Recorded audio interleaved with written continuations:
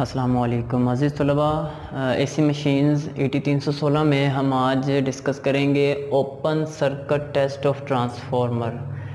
इससे पिछले लेक्चर में हमने आर्टिकल स्टार्ट किया था टेस्ट्स ऑफ ट्रांसफार्मर, यानी कि ट्रांसफार्मर की परफॉर्मेंस चेक करने के लिए इसके ऊपर कौन कौन से टेस्ट किए जाते हैं।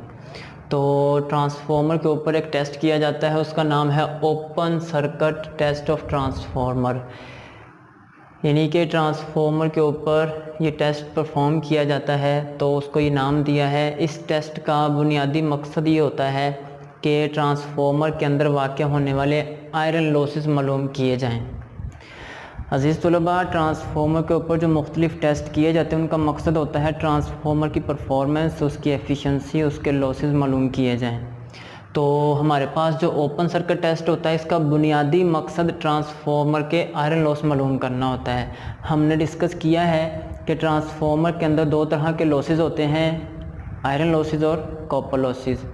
तो आयरन लॉसेस मालूम करने के लिए ट्रांसफार्मर के ऊपर ओपन सर्किट टेस्ट किया जाता है। आयरन लॉसेस मालूम करने के लिए जो टेस्ट किया जाता है उसको ओपन सर्किट टेस्ट इसलिए कहते हैं क्योंकि इस टेस्ट को जब परफॉर्म किया जाता है ट्रांसफार्मर के ऊपर, तो ट्रांसफार्मर की सेकेंडरी वाइंडिंग ओपन होती है, यानी कि सेकेंडरी वाइंडिंग में किसी किस्म का लोड या वोल्टमीटर नहीं लगा होता।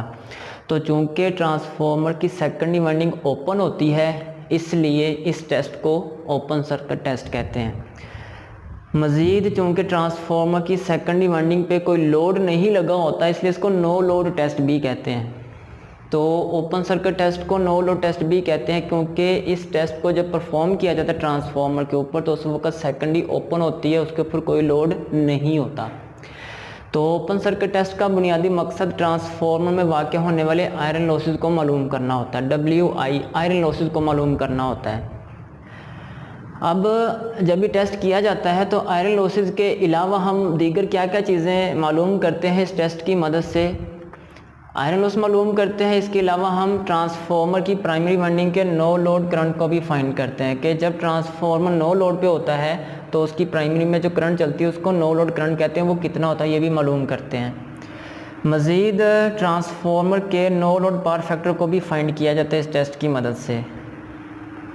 मज़ीद ट्रांसफार्मर की एक्साइटिंग रेजिस्टेंस को भी इस टेस्ट की मदद से मालूम किया जाता है और ट्रांसफार्मर की एक्साइटिंग रिएक्टेंस को भी मालूम किया जाता है। ट्रांसफार्मर के नो लोड करंट के एक्टिव कंपोनेंट को और मैग्नेटाइजिंग कंपोनेंट को भी इस टेस्ट की मदद से फाइंड किया जाता है। अजीज़ तलबा, नो लोड करंट क्या होता है, नो लोड पावर फैक्टर क्या होता है, exciting resistance, exciting reactance, active component of no load current, magnetizing component of no load current, इन चीज़ों को, इन पैरामीटर्स को, इन कॉन्स्टेंट्स को हम इससे पहले लेक्चर्स में डिस्कस कर चुके हैं। तो उम्मीद है कि आपको वो जहन में होगा कि ये क्या क्या चीज़ें होती हैं। तो ओपन सर्किट टेस्ट में आयरन लॉसेस मालूम किए जाते हैं, ये बुनियादी मकसद होता है।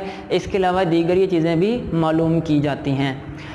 अब ओपन सर्किट टेस्ट परफॉर्म करने के लिए ट्रांसफार्मर को किस तरह कनेक्ट किया जाता है, उसके साथ जो मेजरिंग इंस्ट्रूमेंट्स होते हैं, पैमाइशी आलात होते हैं, वो कैसे इसके साथ कनेक्ट किए जाते हैं वो देखते हैं। देखिए अज़ीज़ तलबा, ये ट्रांसफार्मर है जिसके ऊपर हमने टेस्ट करना है, ट्रांसफार्मर अंडर टेस्ट, यानी कि ट्रांसफार्मर है जिसके ऊपर हमने ओपन सर्किट टेस्ट करना है। ये ट्रांसफार्मर की प्राइमरी वाइंडिंग है, ये ट्रांसफार्मर की सेकेंडरी वाइंडिंग है। सेकेंडरी वाइंडिंग को ओपन छोड़ दिया जाता है, उसके ऊपर किसी किस्म का लोड या कोई वोल्टमीटर नहीं लगाया जाता। ट्रांसफार्मर की जो प्राइमरी साइड होती है, प्राइमरी साइड पर एक वाट मीटर लगाया जाता है, वाट मीटर जो कि पावर की पैमाइश करता है। वाट मीटर आपने पढ़ा हुआ है कि ये क्या चीज़ होती है। तो वाट मीटर को जोड़ा जाता है ट्रांसफार्मर की प्राइमरी के साथ। इसकी ये करंट कॉइल है इस वाट मीटर की, उसको सीरीज़ में जोड़ा है। ये पोटेंशियल कॉइल या वोल्टेज कॉइल इसको पैरेलल में जोड़ा है। तो प्राइमरी साइड पर एक हमने वाट मीटर जोड़ा है, एक हमने एम्पर मीटर जोड़ा है और एक इसकी वाइंडिंग के मुतवाज़ी हमने वोल्ट मीटर जोड़ा है। अब ये जो वोल्ट मीटर है, जब हम इस ट्रांसफार्मर को सप्लाई फ्राहम करेंगे रेगुलेटिंग ट्रांसफार्मर की मदद से, तो ये वोल्ट मीटर प्राइमरी को मिलने वाले वोल्टेज को जाहिर करेगा। ये एम्पर मीटर प्राइमरी में चलने वाली नो लोड करंट को जाहिर करेगा। ये याद रखिएगा कि जब ट्रांसफार्मर की सेकेंडरी वाइंडिंग ओपन होती है, उसमें किसी किस्म का लोड नहीं लगा होता, उस वक्त प्राइमरी वाइंडिंग में जो करंट चल रही होती है, थोड़ी सी करंट चल रही होती है, उसको हम नो लोड करंट कहते हैं। तो ये एम्पर मीटर जो है ये नो लोड करंट को जाहिर करेगा। वोल्ट मीटर ये अप्लाइड वोल्टेजेस को जाहिर करेगा, जबकि एम्पर मीटर ये नो लोड करंट को जाहिर करेगा। और वाट मीटर की जो रीडिंग आप नोट करेंगे वो टोटल आयरन लॉसेस को जाहिर करेगी। दोबारा सुनिए, प्राइमरी वाइंडिंग के साथ एक वाट मीटर, एक एम्पर मीटर, एक वोल्ट मीटर इस तरह जोड़ा जाता है। वोल्ट मीटर मुतवाज़ी में, एम्पर मीटर सीरीज़ में, और जबकि वाट मीटर इस तरह जोड़ा जाता है, उसकी करंट कॉइल सीरीज़ में, पोटेंशियल कॉइल मुतवाज़ी में। तो फिर ये जो ट्रांसफार्मर होता है इसको रेगुलेटिंग ट्रांसफार्मर के साथ सप्लाई से जोड़ दिया जाता है। ये वोल्ट मीटर जो होता है ये अप्लाइड वोल्टेजेस को जाहिर करता है कि इनपुट पे कितने वोल्टेज मिल रहे हैं, और एम्पर मीटर ट्रांसफार्मर की प्राइमरी में चलने वाले नो लोड करंट को जाहिर करेगा। और जो वाट मीटर है ये ट्रांसफार्मर में होने वाले टोटल आयरन लॉसेस को जाहिर करेगा, या जो टोटल नो लोड पावर है उसको जाहिर करेगा। तो अजीज़ तलबा, किया क्या जाता है, ट्रांसफार्मर की प्राइमरी के साथ ये तीनों मीटर्स को कनेक्ट किया जाता है और रेगुलेटिंग ट्रांसफार्मर के ज़रिए इस ट्रांसफार्मर की प्राइमरी को रेटेड वोल्टेज फ्राहम किए जाते हैं। यानी कि ये ट्रांसफार्मर की ये वाइंडिंग जितने वोल्टेज के लिए डिज़ाइन की गई है उतने वोल्टेज इसको फ्राहम कर दिए जाते हैं। तो जब प्राइमरी वाइंडिंग को रेटेड वोल्टेज से जोड़ दिया जाता है फिर हम इन तीनों मीटर्स की रीडिंग नोट करते हैं।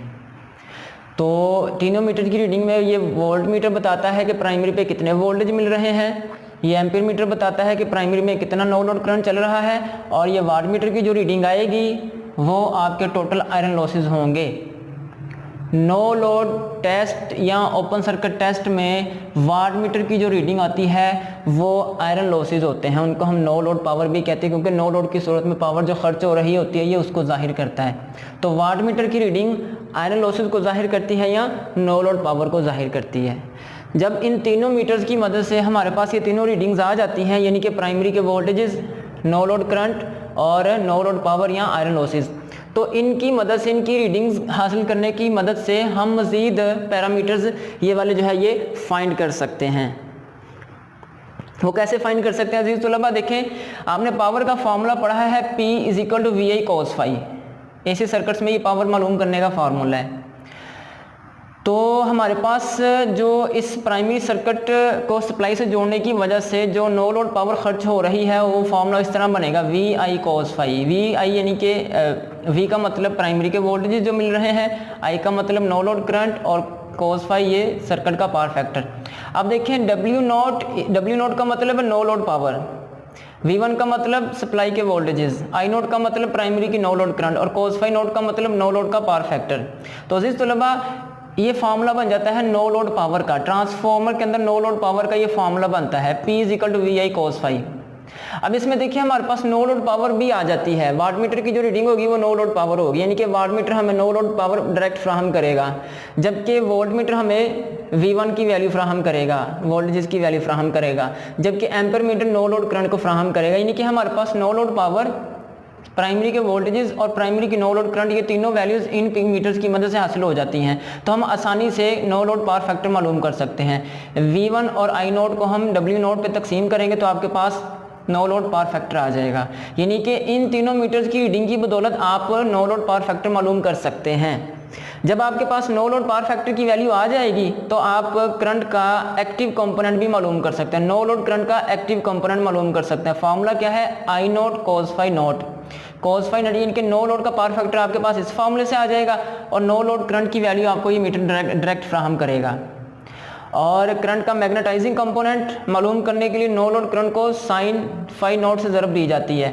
cos phi नोट से हम sin phi नोट मालूम करेंगे, उसको मल्टीप्लाई करेंगे नो लोड करंट से, तो आपके पास मैग्नेटाइजिंग कंपोनेंट आ जाएगा। इसी तरह जब आपने एक्साइटिंग रेजिस्टेंस की वैल्यू मालूम करनी है तो प्राइमरी के वोल्टेजेस को एक्टिव कंपोनेंट करंट के, नो लोड करंट के एक्टिव कंपोनेंट से डिवाइड करते हैं। फार्मूला वही है ओहम का कानून, V = IR। लेकिन V क्या है यहाँ पर? प्राइमरी के वोल्टेज, और I यहाँ पे हमने रखना है नो लोड करंट का एक्टिव कंपोनेंट। तो इन दोनों को डिवाइड करेंगे तो आपके पास एक्साइटिंग रेजिस्टेंस की वैल्यू आ जाएगी। और अगर आप प्राइमरी के वोल्टेजेस को मैग्नेटाइजिंग करंट से तकसीम कर देंगे तो आपके पास एक्साइटिंग रिएक्टेंस आ जाएगी। तो अजीज़ तलबा, हमारे पास बेसिकली ट्रांसफार्मर के नो लोड टेस्ट या ओपन सर्किट टेस्ट में 3 मीटर्स सर्किट में कनेक्ट होते हैं प्राइमरी साइड पे। इन 3 मीटर्स की रीडिंग की बदौलत हम दीगर parameters cos phi note, IW, I mu, R note, X note, ये चीज़ें भी मालूम कर सकते हैं। तो अजीज तलबा, ओपन सर्किट टेस्ट या नो लोड टेस्ट का बुनियादी मकसद होता है आयरन लॉस मालूम करना। आयरन लॉस मालूम करने के साथ साथ हम ये दीगर पैरामीटर्स या कॉन्स्टेंट्स भी मालूम कर लेते हैं। तो इस डायग्राम के जरिए आपको आइडिया हो चुका होगा कि सर्किट में किस तरह ट्रांसफॉर्मर को सर्किट के साथ जोड़ा जाता है नो लोड टेस्ट करने के लिए या ओपन सर्किट टेस्ट करने के लिए। और ये मीटर जो है ये किस तरह कनेक्ट किए जाते हैं, ये मीटर्स हमें क्या क्या चीज़ें प्रोवाइड करते हैं और उनकी मदद से हम क्या क्या चीज़ें मज़ीद डिस्कस करते हैं या फाइंड करते हैं। तो आज के लिए इतना ही, अगले लेक्चर में फिर आपसे मुलाकात होगी, तब तक के लिए अल्लाह हाफिज़।